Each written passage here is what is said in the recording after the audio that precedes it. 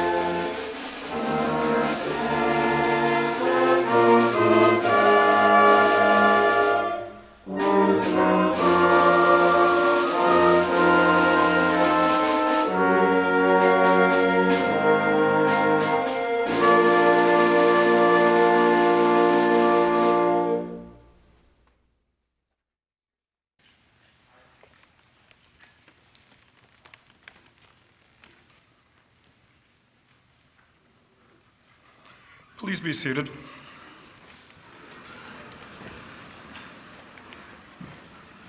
Ladies and gentlemen, I now declare the investiture ceremony of President Scott Mollander open.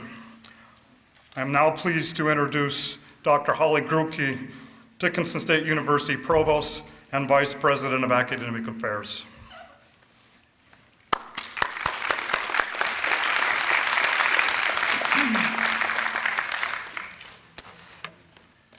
Good afternoon. Please join me in expressing our appreciation for the fine performance of the DSU Concert Band during the processional march, in addition to the band and chorale's presentation of the national anthem. Awesome job.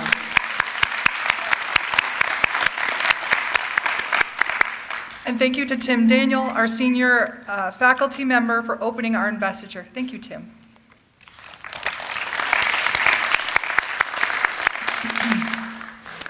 Please welcome Monsignor Thomas J. Richter to provide the invocation. Monsignor Richter is a priest of the Diocese of Bismarck and serves as pastor of Queen of Peace Catholic Church here in Dickinson. Monsignor.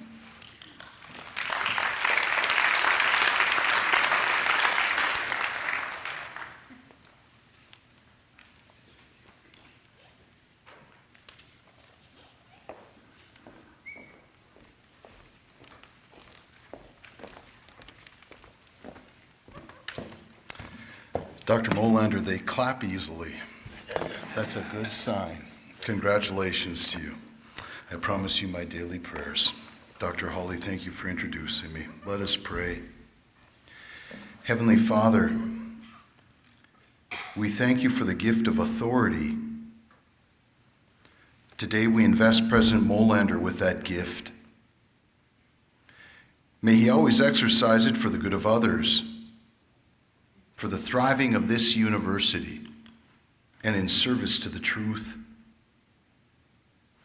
As our 14th president begins to carry out this weighty responsibility, we beg you, Lord, to fill him with wisdom so that he may never lose sight of our ultimate end, with prudence so that he may make decisions that are good and right for the here and now, and fill him, Lord, with goodwill, the bridge builder of relationships, so that our beloved university will always have the friends, supporters, and allies that she needs to carry out her noble mission.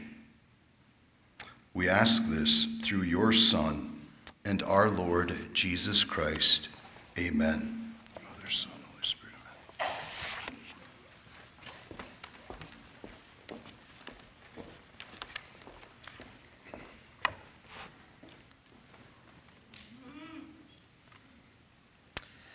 President and First Lady Carolyn Andretti Mollander, elected officials, members of the North Dakota State Board of Higher Education, members of the North Dakota University System, honored guests, esteemed faculty and staff, Dickinson State University students, parents, and alumni, ladies and gentlemen, and Blue Hawks.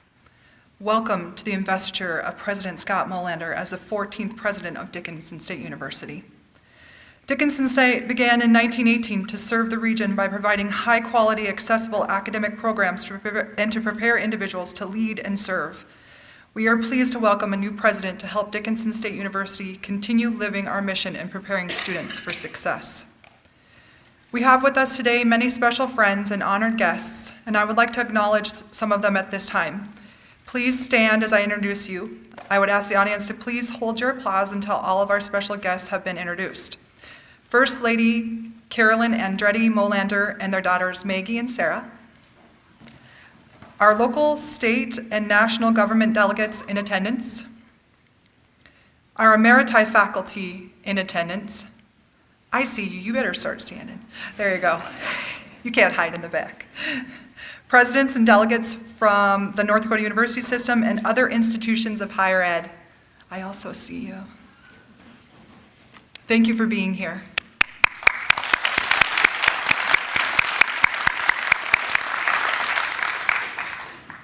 At this time, I would like to introduce the platform party. I ask they stand when I call their name, and please hold your applause until they have all been introduced. Danita Bai, member of the North Dakota State Board of Higher Education.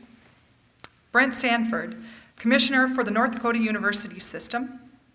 Rich Wardner, representing the City of Dickinson and DSU Alumni Association. Gerard Hansen, special guest, friend, and high school classmate of President Mollander.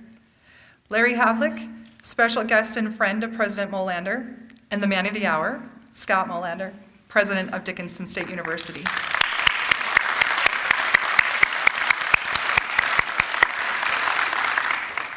At this time, I would like to invite a few of our guests to present greetings on behalf of the constituents they represent. Representing the City of Dickinson and the DSU Alumni Association, Mr. Richard Wardner, who we refer to as Coach. Rich Wardner lives in Dickinson and served as a Senate Majority Leader for the North Dakota Legislature. He is a former Executive Director of the Dickinson Area Chamber of Commerce and a retired educator in math and science. Mr. Warner obtained his bachelor's degree at Dickinson State University and his master's degree from Northern State University. He and his wife Kayleen are proud supporters of Dickinson State, so please welcome Rich Wardner.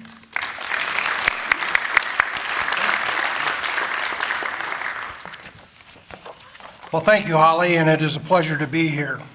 And I know that I was told that I only have so much time, so I'm getting going because I got a lot of time, things to cover. Chancellor Sanford, President Mollander, platform guests, faculty at DSU, the support staff at DSU, the students at DSU, and guests. You're all very important in this time as we move forward and move this university to a new level. This is the beginning of a new era in higher education and Dickinson State University. Sam Milanovich, who was a coach, basketball coach in the late 80s at Dickinson State, who I assisted and President Mollander played basketball for in the late 80s, had a saying after going through a losing tough times and a losing streak, he always said, "The worm will turn." Dickinson State has had its share of rough times over the past years, financially, morally, and morale-wise on campus, and other issues that seem to find DSU. Couldn't hide from issues. We always had issues. For a period of time, it seemed like the song they used to sing on the TV show, Hee-Haw. If it weren't for bad luck, we'd have no luck at all. Well, I believe that's going to change, folks.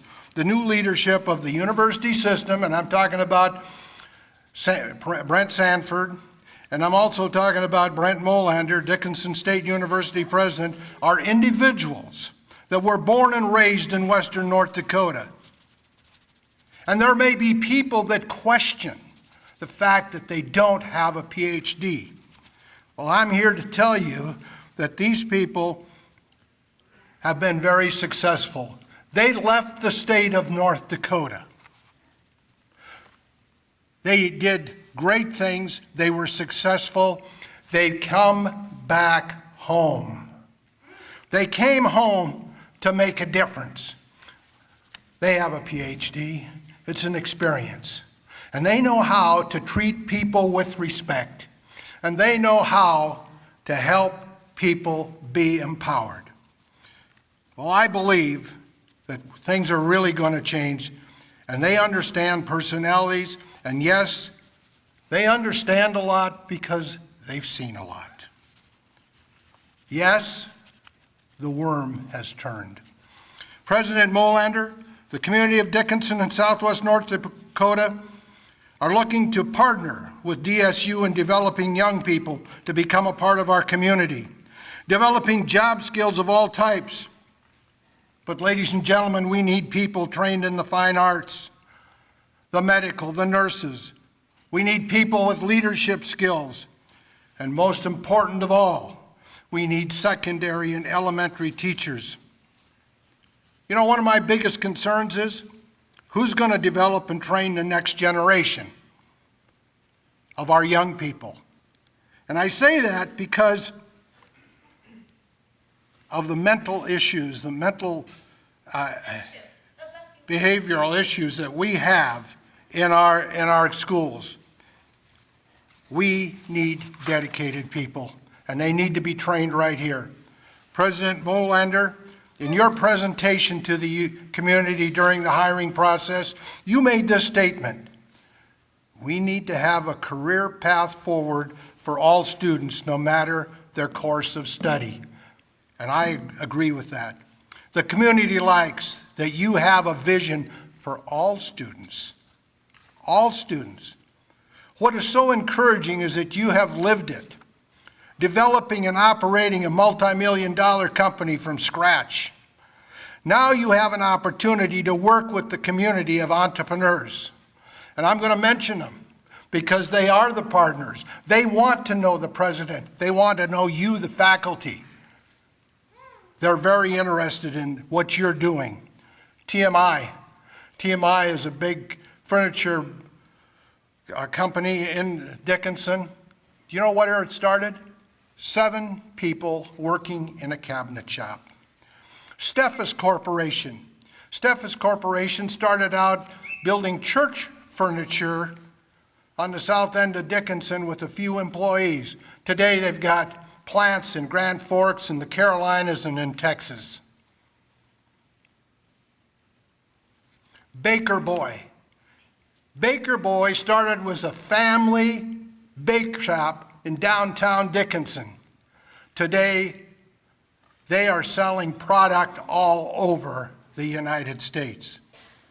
We also have a company called the Funshine Express, which does pre-school curriculum for preschool schools. You know how that started?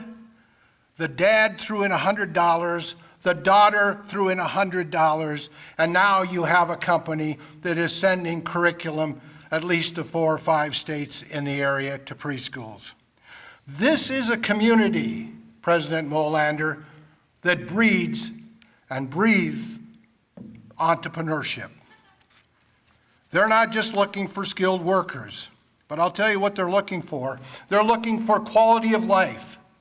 They want quality of life. And it's great to see the band over there starting to grow. The next time we have an investiture, we want the band to cover that whole side over there. That's what we're looking for. You are important. So we need the fine arts. We need quality educators. We need quality parks and rec. And we need leaders with a vision. A vision. Not just managers, but a vision. I need to point out that we have been successful during the past 20 years for you, President Mollander, to build on despite all the negative publicity. Yeah, we've had a lot of negatives, but I want to remind all of you, and especially the faculty, there have been some good things that have happened at this institution, and I would like to mention them. And we want to look to the future. First of all, we have the TR Scholars Program, the TR Center. We have a partnership with the public schools. DSU kind of bailed them out when they were pinched for a place to put their students 2 or 3 years ago. We are involved in the Career and Tech Center. We have maintained academic rigor throughout all this negative time. Business department at DSU is a mainstay. There was a quick turnaround with the nursing program. That's a credit to people that made it happen. We have a competitive athletic program, and the rebound of the DSU Heritage Center needs to be mentioned. I want to make sure that you all know that it was a guy that we've lost that was responsible for that. And we appreciate it as an interim president. Alumni, Mr. President, are really kind of tired of some things. We're tired of answering the questions. Is DSU transitioning to a community college? Does DSU have a nursing program? Of course it's yes. Does DSU have a still teach math? Yes, we do. Does DSU have a music department? Yes, we do. Does DSU teach chemistry? Yes, we do. These are all things we're still doing, and we're going to get those majors back, and we're going to be moving forward. We want to be the prime university here in Southwest North Dakota, which not only covers North Dakota, but South Dakota, Wyoming, and Montana. I'm going to end with this little story. There was a superintendent in a small school around here. I'm going to call it All-American High. I won't tell you what school it was. And over the years, they were getting beat. They would get beat in football by huge margins. And he would say to his colleagues in the other schools, what should we do? We're getting beat 45-0. We're getting beat 30-6. And it went on for 3 years. And they said to him, Jim, build yourself a program. I can't say it like he said it, but he had a real drag with it. Going forward, over the next 2 years, they worked hard and they changed things. And 2 years later, All-American High was winning 40-0, 30-0, 45-14. And they said, Jim, why are you beating us like this? And he said to them, build yourself a program. And so I'm going to leave it with that. We're going to build ourselves a program here. The community, the college, the faculty, the students, the support staff. We want to build ourselves a program that we're going to be proud of. Yes, President Mollander, you're the person that can get it done. You are the team builder and coach. Why? There's a reason why. He respects people. He empowers people, but he holds them accountable. Thank you.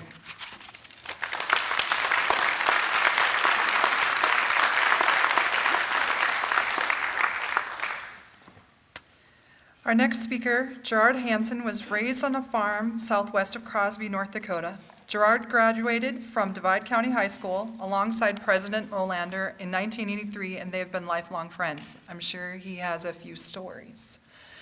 After high school graduation, Gerard and Scott went to UND Williston to play basketball for the Tetons. They roomed together at Pop's house. The next year, Gerard transferred to UND Grand Forks and later graduated summa cum laude with a Bachelor of Science degree in mechanical engineering. Gerard married Denise Johnson of Williston, North Dakota on New Year's Eve in 1993 at Peace Church in rural Divide County with Scott as his best man. They have 2 daughters, Dana and Jordan, and 1 son, Miles. Dana is a DSU alum. Yeah, she got it right.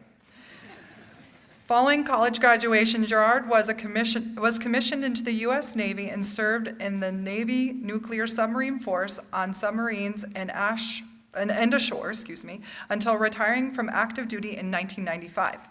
After 3 years as a nuclear training engineer with Westinghouse Electric, he relocated to the Twin Cities to work for Emerson Electric's Rosemount Nuclear Instruments business. Gerard has been employed there for the last 27 years and has served as the vice president and general manager since 2015. During this time at Emerson, Gerard continued his education and earned an MBA degree from the University of St. Thomas.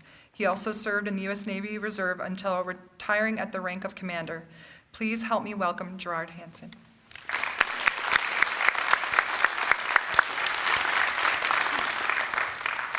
Good afternoon. It's a pleasure to be here today. Thank you all for coming. This is a great day for Scott, great day for Carolyn, great day for Maggie, and a great day for Sarah. And it's a great day for DSU. You'll find that out in the months and years to come. I'm going to share a few things about Scott that I learned growing up over our 4, 5, 6, 7, not yet 7 decades together. But as the doctor mentioned, we grew up together in Crosby. We started to become friends, very close friends in grade school. 3rd, 4th grade, we shared a love of sports. We shared a love of the outdoors. We shared a love of farming, actually. And we started to watch the sports teams very carefully, and we would come to all the games, and we would sit at the top, and we'd buy the 5-cent bag of nibs and a little bit of free popcorn from Principal Redland. And we would watch carefully. And then we would usually go back to Scott's house where Donna would have her homemade pizza ready. And we would drink Pepsi and eat pizza and talk about the game and tear it apart. And then Gary would come home, and Gary, lifelong teacher, lifelong coach, great person. He would come home, and we were hoping he did before we went downstairs, because then he'd start asking us questions about the game. And he'd say, what about that offense? What about that defense? Why didn't they cut him off? And just start making us think about how to play the game. And he was cleverly brilliant in that way. And so we started to think like basketball coaches from a very early time on. And we loved doing that. We knew all of the players up in our district. We knew the Grub boys from Tioga. We knew the Bowl boys from Bull Bells. We knew all the names. We knew the stats. And we started to think about what we might be able to do when it was our turn. So that was really, really fun. And then we played a lot of basketball out at the farm. And I'll share a story here because it's kind of stuck for the last 50 years. But our basketball hoop was a sheet of plywood on an old telephone pole with 2 braces on it. It was a little bit wobbly. And you would shoot, and if you tried to do a shot off the board, it would just fall to the ground. So we weren't very good with the board out there.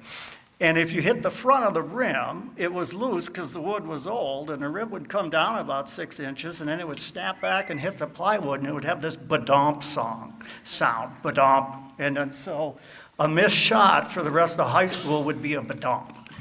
And so you would come back to the huddle, and you'd whisper, nice ba-domp. And we'd take it from there. But we'd usually come out okay. But and then we would go downstairs and we wouldn't go to sleep. We'd sit downstairs in his bed. He had the concrete walls. None of us were all that well-to-do back then. But he had sporting news taped up all the way across the walls. So there wasn't any cement. It was all sporting news. And Dr. J was prominent right over here. And so we would sit and review the games again down in his room. And 1, 2, 3 o'clock, we'd fall asleep and get up, and Donna would have something for us. Donna was my mom. I referred to her in the years since as my town mom, because I grew up in the country and Donna was always there for us.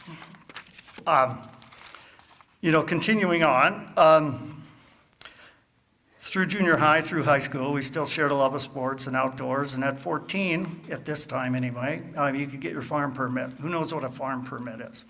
Yeah. And then I got my 75 Chevy half-ton pickup, rusted out fenders, 100 and some thousand miles. He got his 75 Dodge half-ton. His was two-tone. He had orange and white. And then we went to work on the wheels, and we went to work on getting the Radio Shack stereo and the TRS-X 6 speakers in the back, whatever you could afford at the time. And then the 8-track. Who remembers an 8-track? And then we would cruise the country listening to Elvis.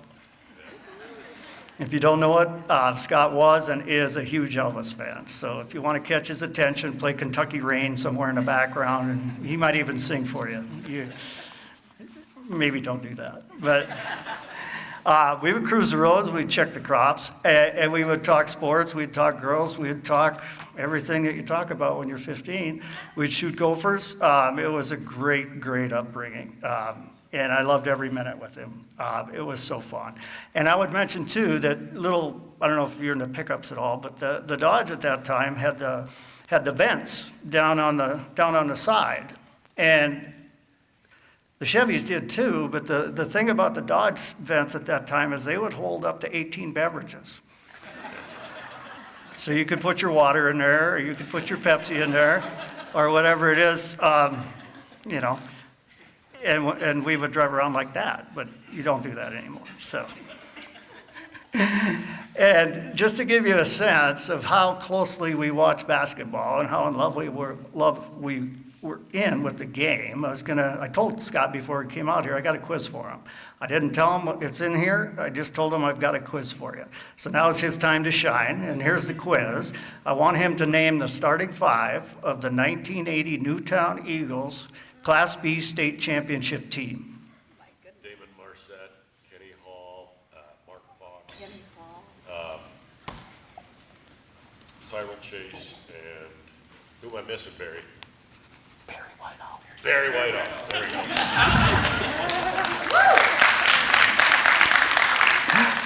That's 4 out of 5. I'm okay with numbers, but that's 80%, and that's passing. That's passing, but that's good. And we worked hard, and we made varsity teams both in basketball and football a little ahead of schedule, and we were fortunate to do that. And then we ran into Mr. Barry Hagan, we're here with us today. He was our varsity coach, and he knew there was potential in the team, and it wasn't just Scott and I. There was a whole set of athletic talent that came through at that point. And he worked us hard, and he challenged us hard, and he expected a lot. And he got a lot, and he always made sense. He's a brilliant basketball mind. And so we were able to capture the 1982 state championship for the Class B basketball that year, largely because of Mr. Hagan. So thank you. And then Coach Fillion, who's not here today, was a football coach that came on in our mid-high school years too. And he was the same. He was a brilliant football coach, and he worked us hard, and he expected a lot, and he could see the potential. And so we were fortunate to get state runner-up in football for Class B the next year. We lost out to a Fargo Oak Grove team that was powerful. But those are 2 hugely influential people in our lives, and we're better for it. Then we kind of moved on to college, and we mentioned we went to UNDW together, and we played in the Tetons. We roomed at Pop's house, and all the Class A kids there got to know us as the Crosby boys, the Class B boys. And we were usually the pace setters, maybe not on the court, but off the court.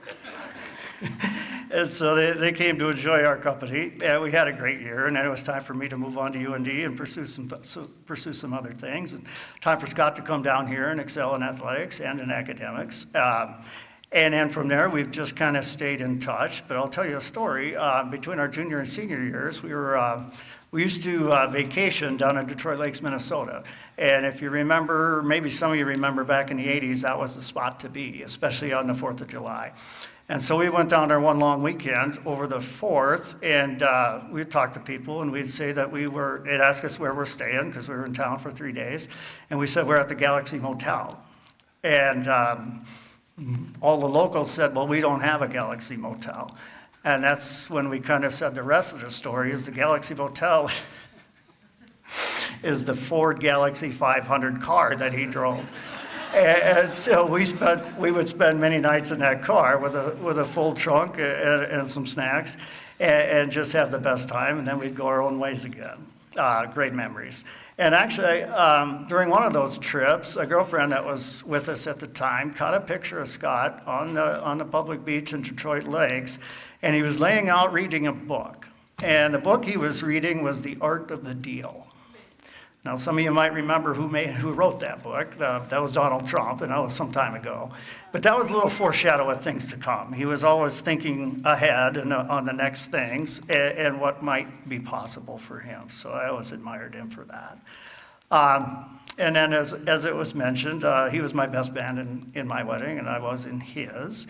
And I think we can both say, I have full confidence in saying this, that Carolyn and Denise have been the best things that have happened to either one of us in our lives. So, thank you. And, you know, there are probably thousands of memories I could share here, but where I want to kind of direct this now is what does it mean today and going forward at Dickinson State? And these are some of the things I've learned about Scott over the years, and they haven't wavered.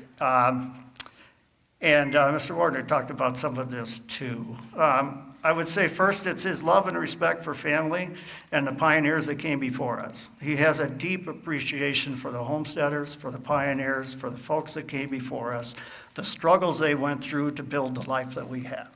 It's been something I've shared with him, and he shared with me how deeply grateful we are for those that came before us. And his other is very, very fitting here is his love for North Dakota. As mentioned, he went away, and he went away for a long time, but he never went away.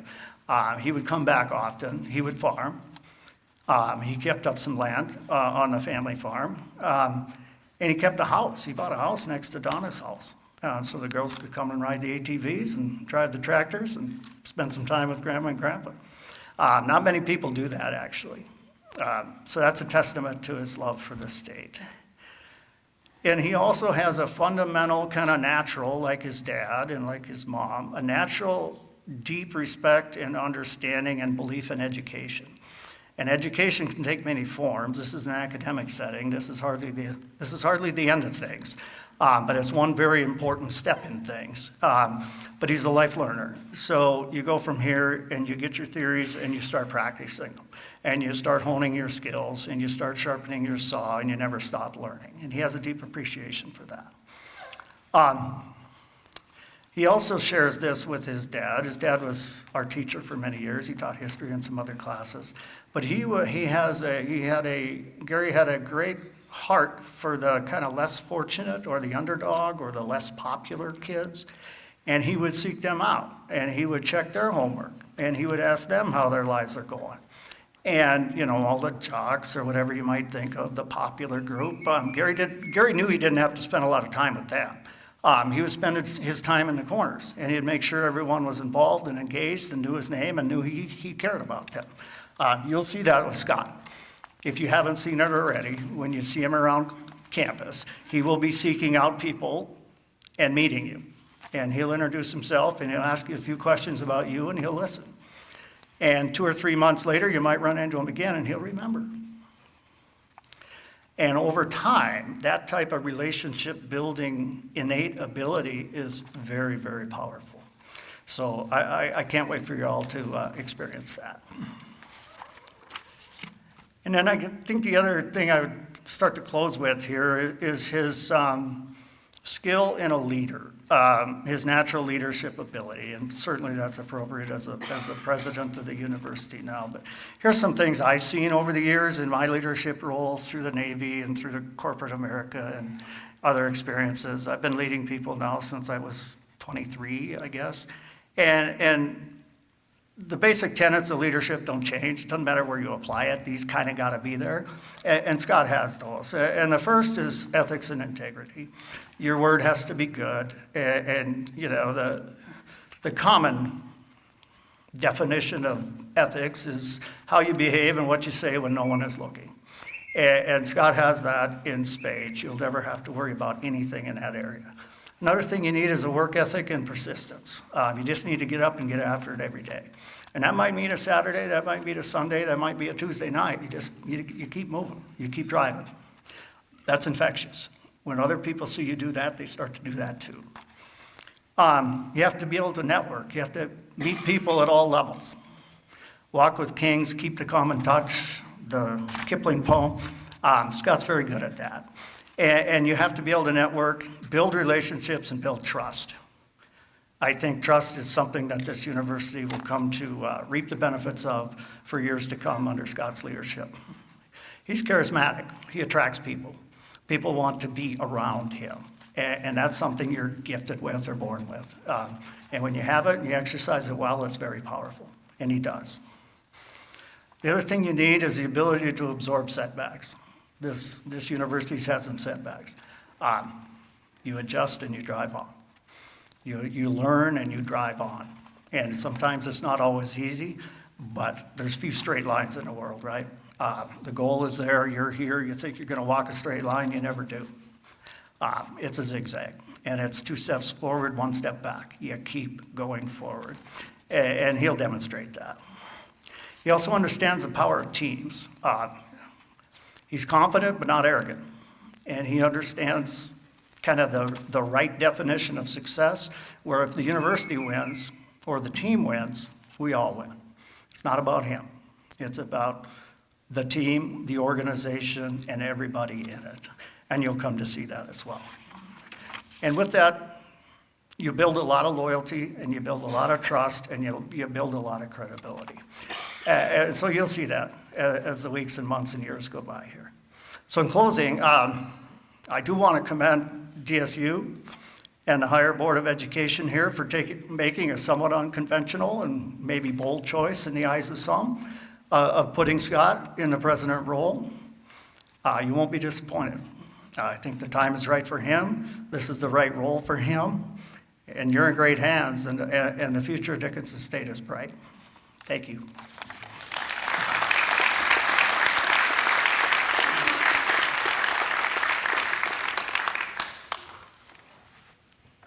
Thank you.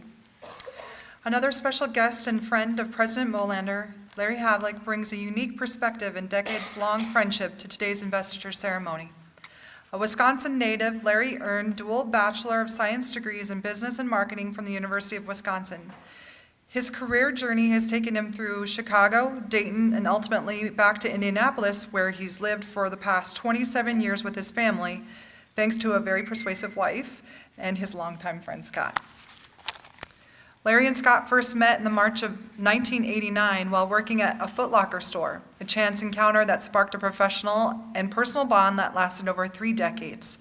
The two were roommates twice during their early careers, once in Chicago and again in Indianapolis, sharing not only living space, but a growing passion for business and entrepreneurship. Larry worked alongside Scott at Lids for nearly 16 years, playing a key role during the company's formative years and growth. Larry rose to the role of Vice President of Information Technology and Facilities. His leadership helped scale the brand into a national retail powerhouse.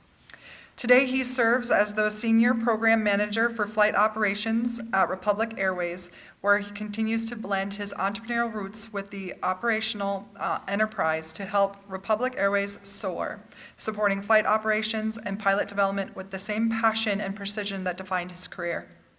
His deep connection to Scott and firsthand insight into his character and leadership make Larry a fitting choice to help mark this significant milestone in DSU's history. Please help me welcome Larry Havlick.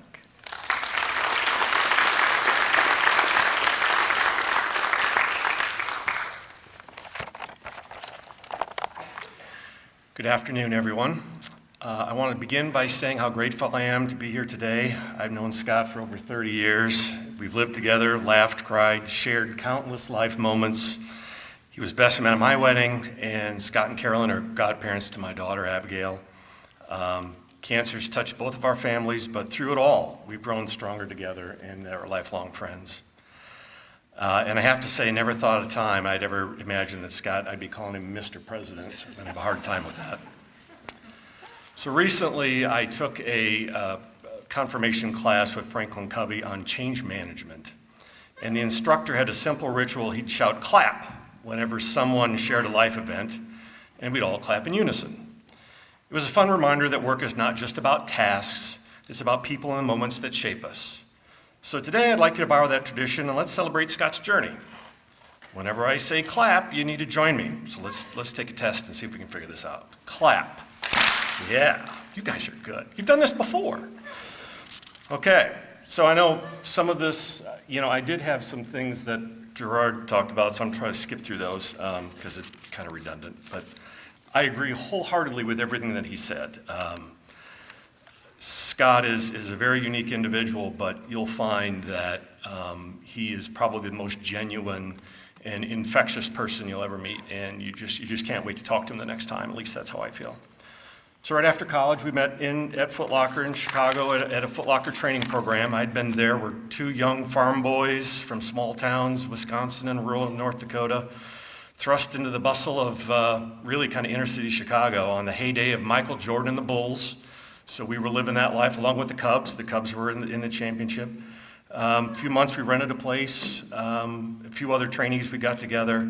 And then as we're standing in the kitchen ready to go celebrate my birthday, he said it was his birthday, and we, whatever, had to pull out our driver's license, and sure enough, we both have the same birthday. But he's a year older, so I always say he's the old man and I'm the young buck.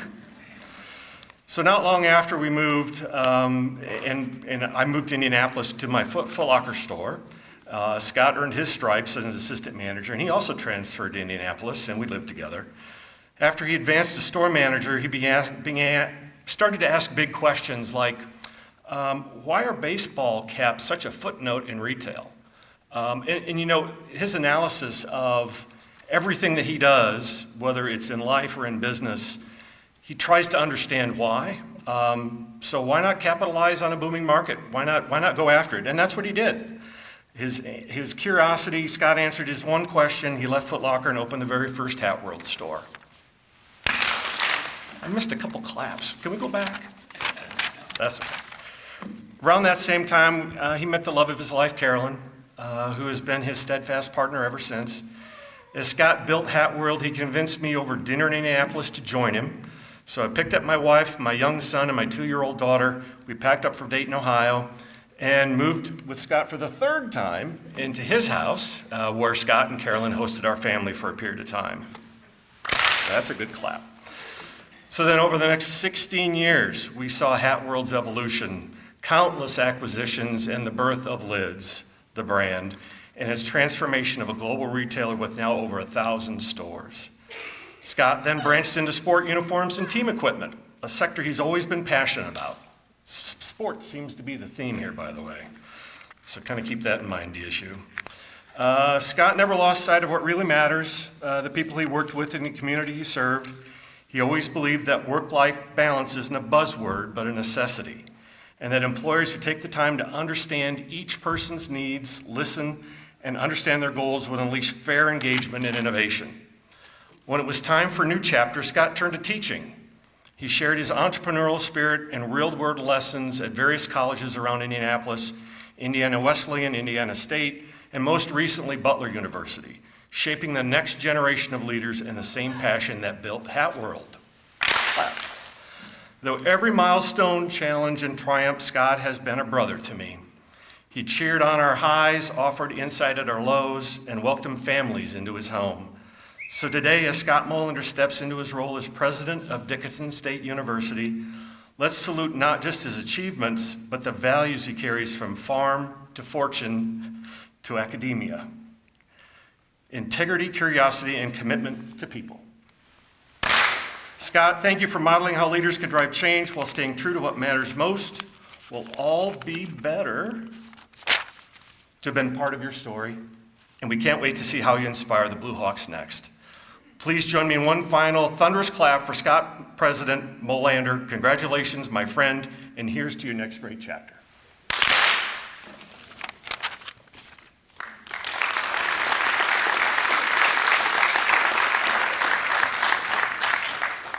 Thank you. You got it, certainly woke us all up, so great job. It is now my privilege to introduce Brent Sanford, Commissioner for the North Dakota University System. Commissioner Sanford began his career as an auditor and consultant for Eide Bailly, LLP, after graduating from the University of North Dakota in 1994 and obtaining his CPA.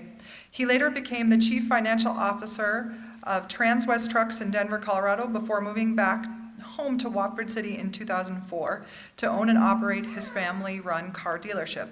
Sanford's business acumen and community leadership led him to serve as mayor during a period of explosive growth, where he spearheaded major infrastructure and development projects. As Lieutenant Governor of North Dakota from 2016 to 2023, he played a key role in managing state-level challenges and chaired numerous boards focused on investment, energy, and economic development. He continued to apply his expertise through Sanford Consulting LLC and now serves as a commissioner of the North Dakota University System. Welcome, Commissioner Brent Sanford.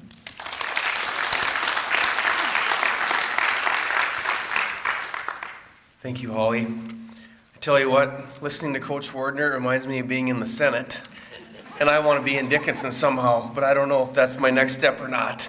But you're so inspiring, Senator Wardner, thank you. And to hear friends of Scott Mollander today, it's very touching. I can tell you he's doing a great job, and I look forward to seeing what happens in the future. So this is more about prepared remarks from the university system. This is the official part. So I am here to I better start in the right place. I am delivering greetings on behalf of the North Dakota University System as the Commissioner of Higher Ed. President Mollander, you have already exhibited a passion for this institution and a willingness to collaborate on behalf of its success and the success of its students. I know you will take full advantage of opportunities to work with the colleges and universities that make up the North Dakota University System, as well as with the private sector, so that together we can create an even brighter future for the people and state of North Dakota. This is the future envisioned for higher education, a future in which Dickinson State University plays a vital role. Please join me at the podium for me to deliver the charge to the President. President Mollander, today you are being charged to lead Dickinson State University. Your leadership will be integral to the future of success of DSU, this community, this region, and the state of North Dakota. I direct your attention and the attention of all gathered here today to the official mace of the university. The mace represents the authority of the university to carry out its mission, to award degrees to students who have completed their courses of study as prescribed by the faculty. Please ensure that the mace is appropriately displayed at every university commencement ceremony and appropriately used at other academic events. I would also like to direct your attention to the cane of leadership, which is displayed on this side. This cane is inscribed, "Enter to learn, depart to serve," the motto of the first president of the university, Samuel T. May. Each year, a new ribbon is attached to the cane to document and provide insight into the many important events that have taken place at Dickinson State University. Thank you, sir.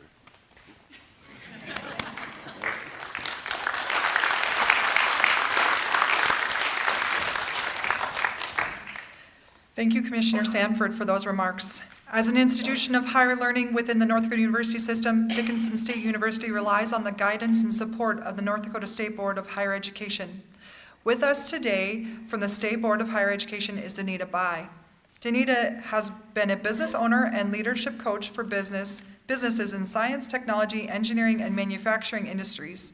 She's previously worked as an angel investor and sales manager for Microtech, a medical device manufacturer, and in sales and sales management for Xerox Corporation, a global company best known for innovative digital products and services.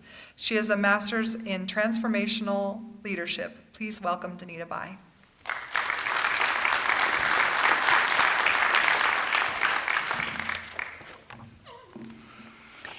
Thank you, faculty, staff, students, and esteemed guests. I am honored to be here. And in fact, in Western North Dakota, we are blessed with a rare convergence of greatness.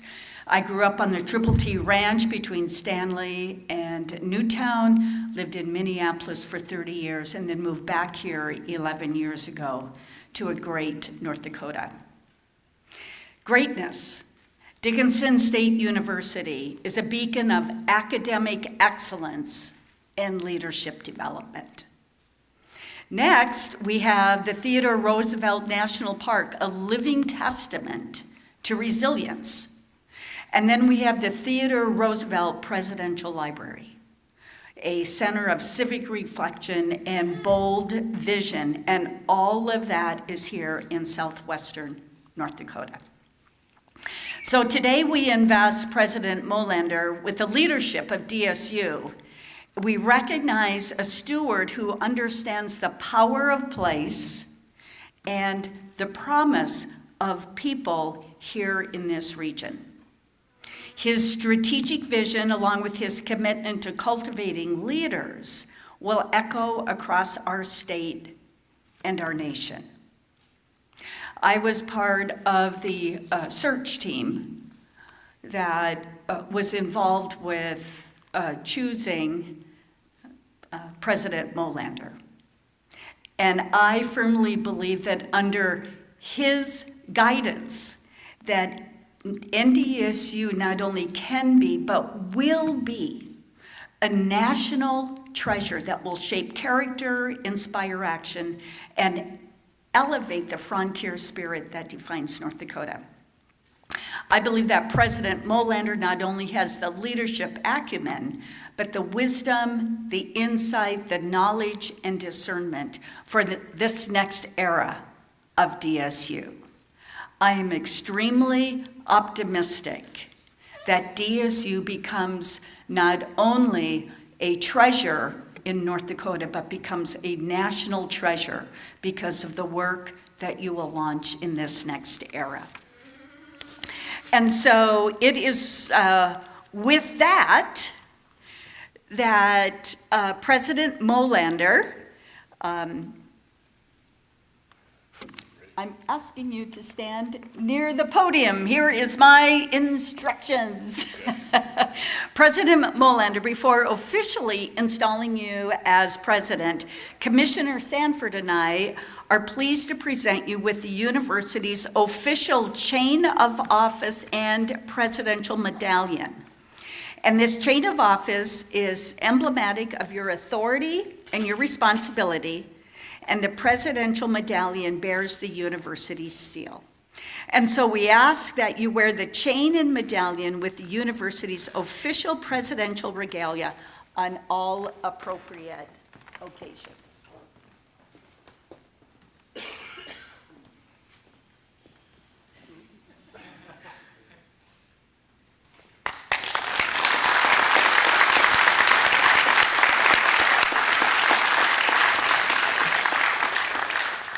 By virtue of the authority granted to me by the North Dakota State Board of Higher Education, and in its name, I declare that you, Scott Mollander, have been duly chosen to be the 14th president of Dickinson State University, and you are vested with all the authority, responsibilities, and privileges of that office. As you lead Dickinson State University, be assured that the State Board of Higher Education stands behind you with steadfast support. Ladies and gentlemen, I am pleased to announce to you the 14th president of Dickinson State University, Mr. Scott Mollander.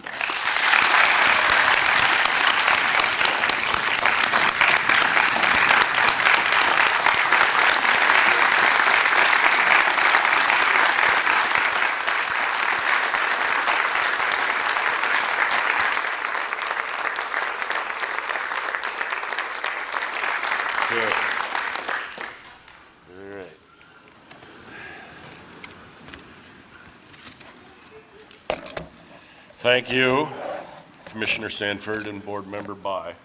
Appreciate it. I was told I was given an hour for my investiture speech. I cut it to 45 minutes. You guys good?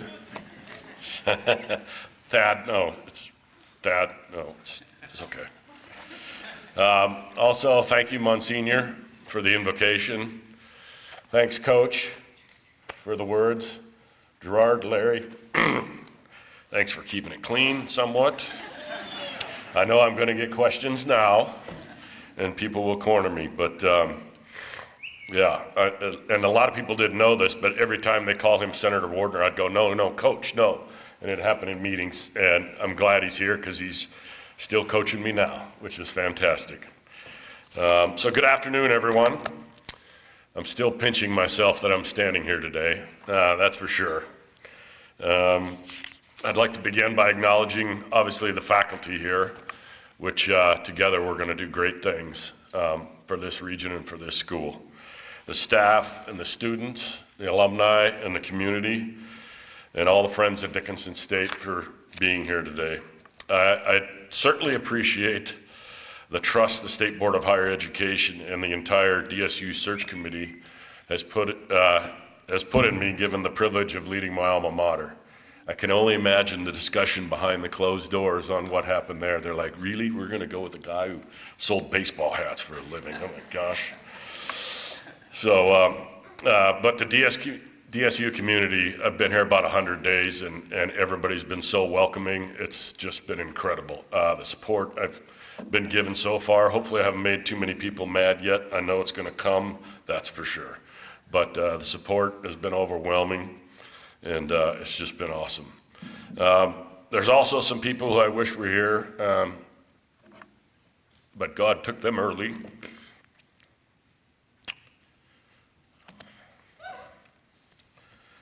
Several family members,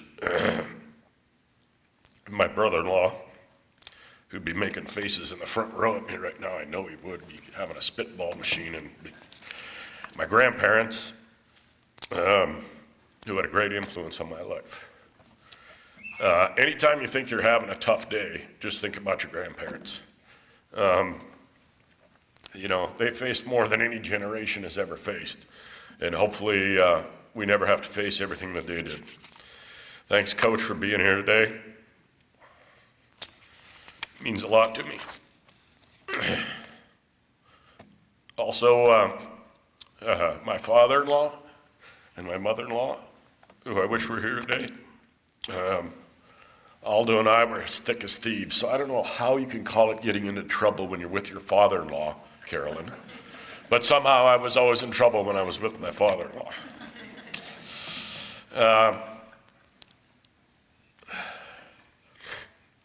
Larry and Jer, you guys have been with me through thick and thin for most of my life.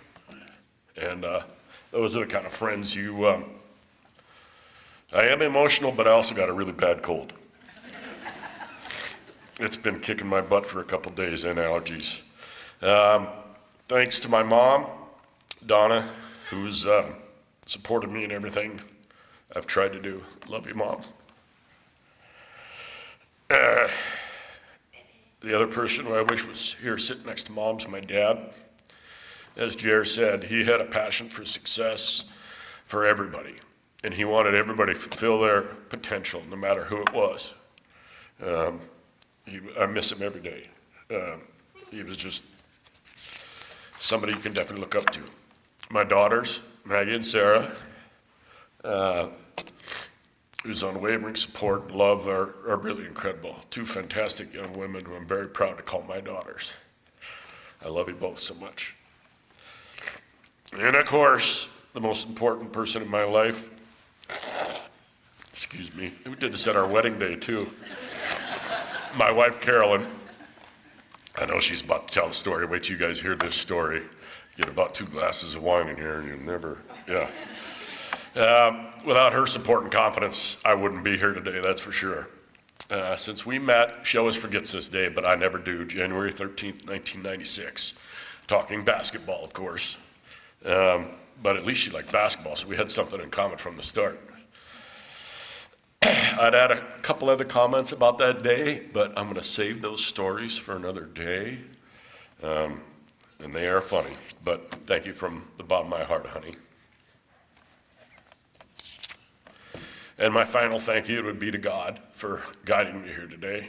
I pray to him a lot, and he's brought me here, and it's fantastic. When I graduated from here 37 years ago, I think I did the math right, I don't know. The faculty here prepared me to enter the real world, and it was incredible. I had a lot of confidence when I left here, except they didn't teach me about a toll booth when I got to Chicago.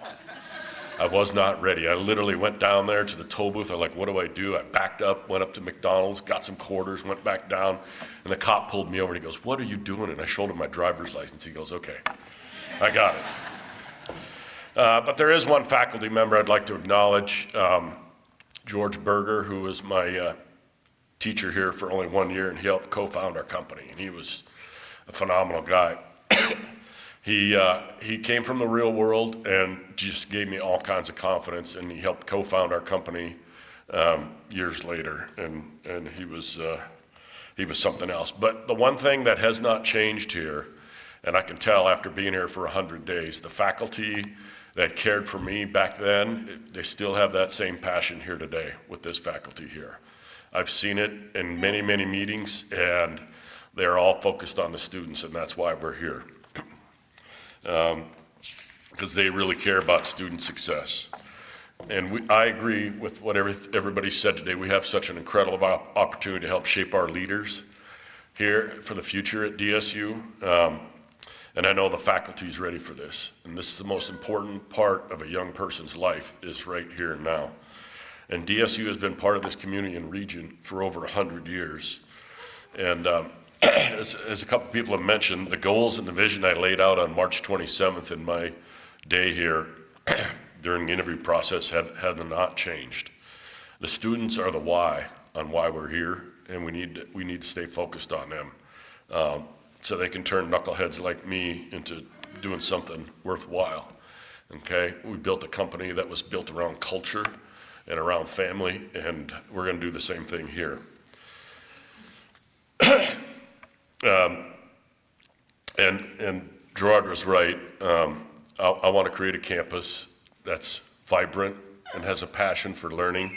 I've always said the day I quit learning is the day my heartbeat stops beating. I know that's kind of morbid, but it's true. I just love to learn, and I love learning about new topics every day. We're going to be focused on providing education for all students, part-time, full-time, online, the traditional. I want to take care of everybody because education lifts all. We're going to integrate the campus with the community.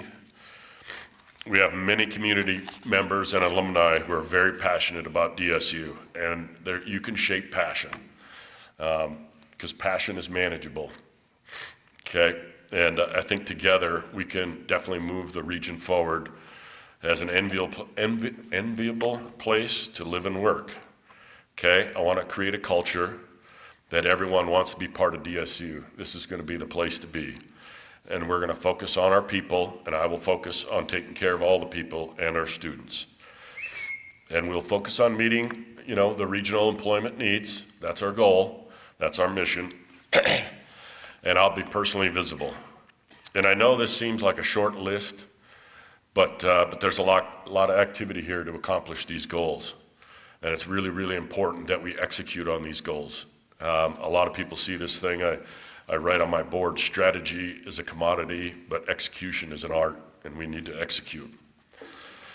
Finally, I think there's a quote from Teddy Roosevelt that I see often that I think sort of sums up my personal thoughts on the near future here at DSU.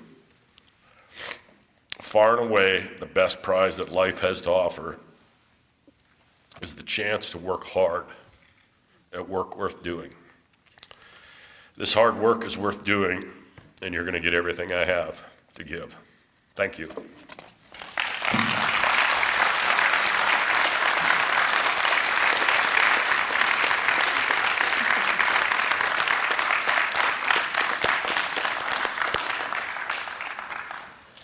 Scott Scott. This ceremony was about you, and we are so grateful that you are here leading us. Thank you so much. And on behalf of Dickinson State University, I am pleased to present you with a small gift to mark this momentous occasion. Congrats, President Mollander. Thank you. Oh, thank you. Wouldn't have been funny if we had that trap door from the play and somebody popped out. At this time, will you please rise and join the Dickinson State University Concert Band and Chorale in singing the alma mater. The words for the alma mater can be found projected on the wall to my left. Oh, they're not there. If you don't know them, just pretend.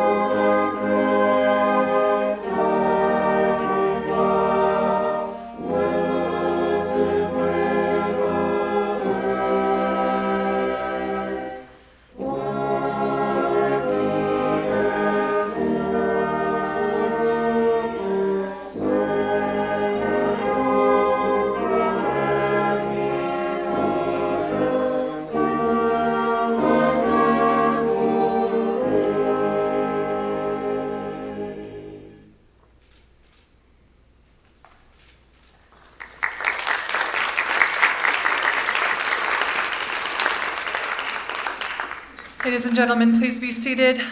I would like to again recognize the Dickinson State University music program and their wonderful music contributions to today's ceremony. Thank you, Professors Hicks and Wagner.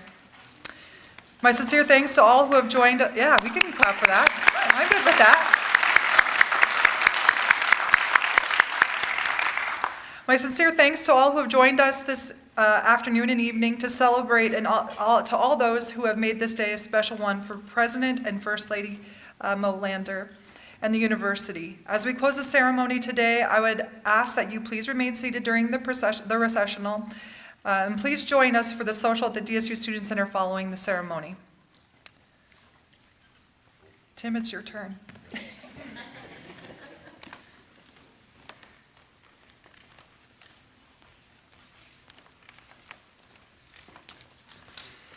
Ladies and gentlemen, I now declare the Investiture ceremony of President Scott Mollander closed. Those in academic can now recess, so please rise as we recess.